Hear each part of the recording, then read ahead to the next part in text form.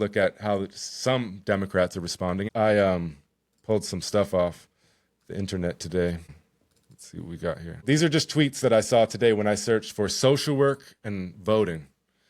And Alex, the flop, writes, being a social worker and voting for Trump shows that not everyone is a good social worker. Another one writes, how the fuck can you work in the social work field and have not only voted for Trump, but also continuously agree with everything he stands for? The social work field is literally built on advocating for the fight for the rights of people, and yet y'all wanted Trump? Someone who is against all that? Therapists, social workers who voted for Trump are the fucking worst. How can you be in this field with the vulnerable people we work with? Shame. Next one. It took me only like 5 minutes to find these. I didn't have to dig very deep. Anyone that is a social worker or claims to be one and is voting for Trump isn't a true social worker.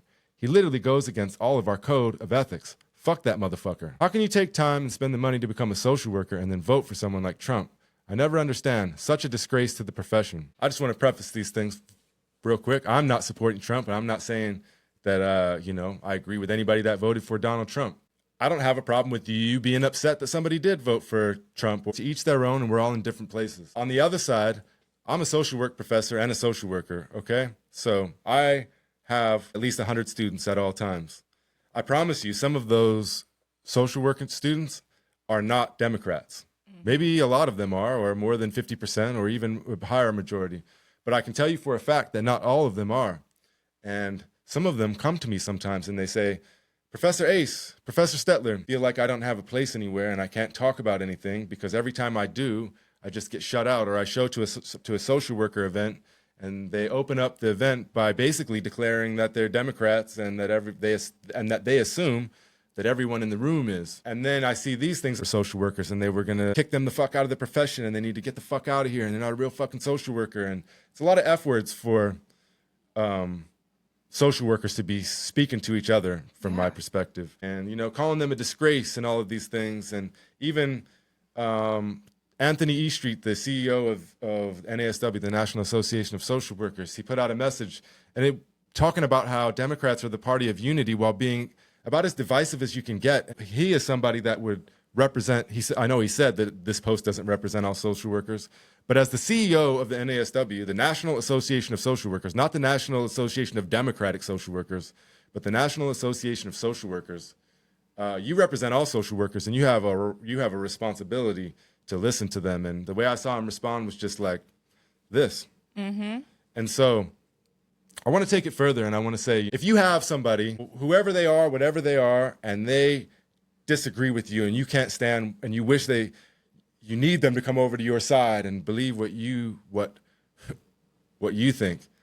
I promise you, the worst way to go about that would be to say, fuck you. That's what I'm seeing with these tweets and with people responding. And if you really wanted to make a difference and you thought that you were in the right, then the number one thing that you could do would be to listen to them. And then perhaps they might listen to you and you'd move a little bit closer together. But I promise you, telling them to F off and giving them the middle finger and telling them to go away, well, the only other place that some people think there is to go is the other side of the coin, which would be the Republicans and Donald Trump. And so I think we ought to be very wary about where we're pushing folks.